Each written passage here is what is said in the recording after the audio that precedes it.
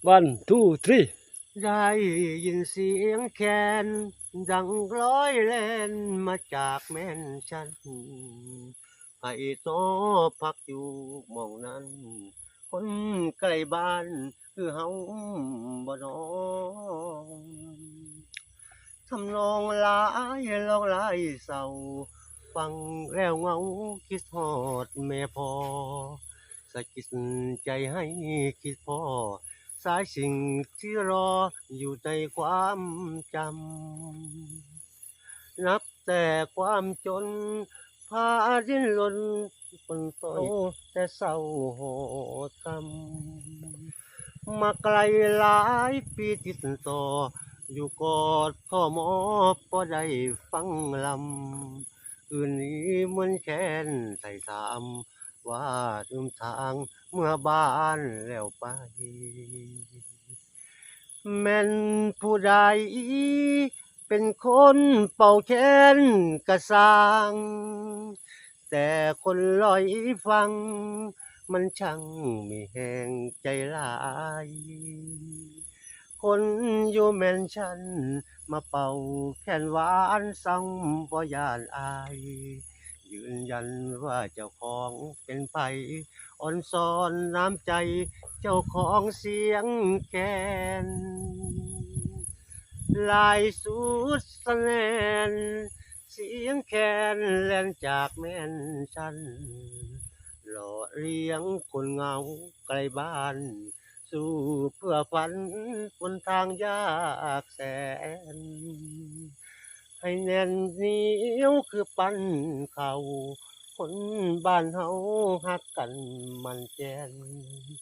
เป่าอีกแน่เด้อหมอแคนช่วยเป็นตัวแทนกล่อมใจไกลบ้านจากอุดรฮอดขอนแก่นกลับไปเอาเสื้อขาดพาดบะไลน้ำตาไหลย้อยยัง บางเทื่อก็ให้บางเทื่อก็ยิ้มไปนำทางเป็นชีวิต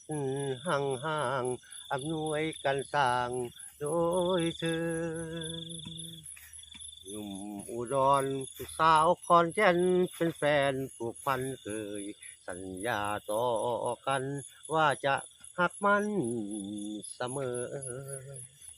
คำหวานหวานล้อมที่จึงยอมทุกอย่างเพื่อเธออ่อนรู้ตัวก็เธอไอ้ตอนที่เธอมีแฟนใหม่ความฝันเพมังทุกอย่างก็เปลี่ยนพันเส้นทางรักเจอซอยตันสุมือสวรรค์มีสหาย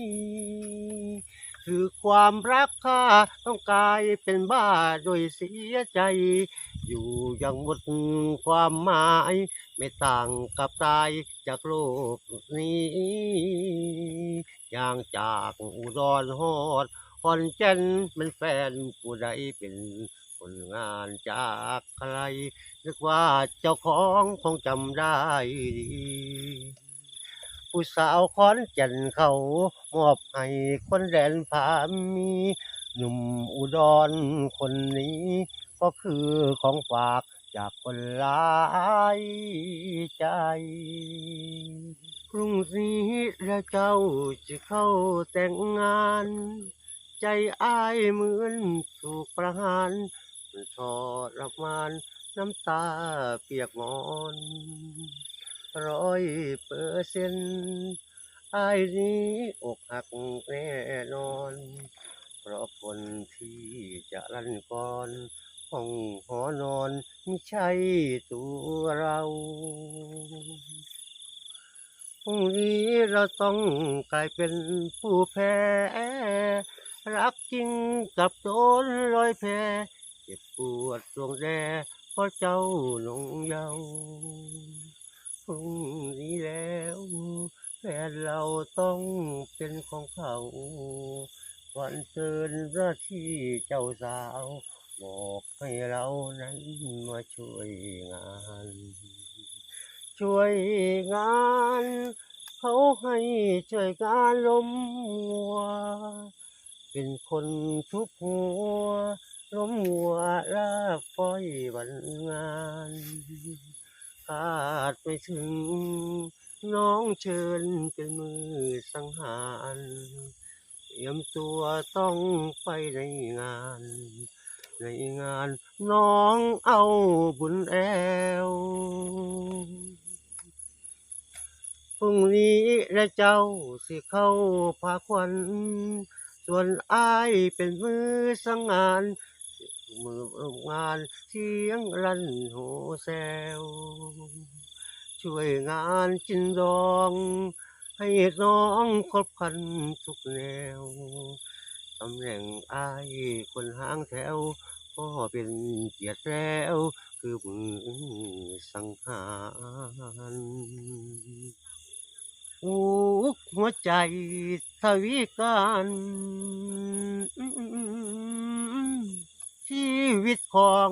ขุนจันทร์ได้ลงโอดนั่งกอดเขาโอ้ยนับตั้งแต่พาสาว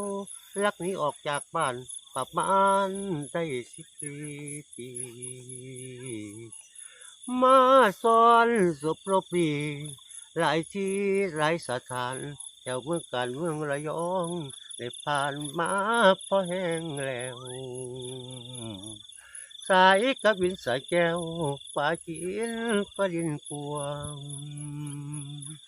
มาซ้อนศพรบตัวหาทำงานรับจ้างทางมนต์กับคนดินจนชีวิตแทบสิ้นได้ยินผัวตามภาษาป่าหรือลุงให้ลองคิดต้องดูบ้างไปอยู่วงดนตรีคิดจะเป็นหมอร้องปัดได้คนแต่ของก็ได้ร้องจากเครื่องเสียงอีสานเพิ่นบ่เชียร์แม่นกน้อยเพิ่นบ่จ้างนายห่างก็บ่สนชีวิตเป็นดันดนเมียพี่พอเลี้ยงเห็นข้าวจำเป็นอัตราขัดพัดรักไปมีสู่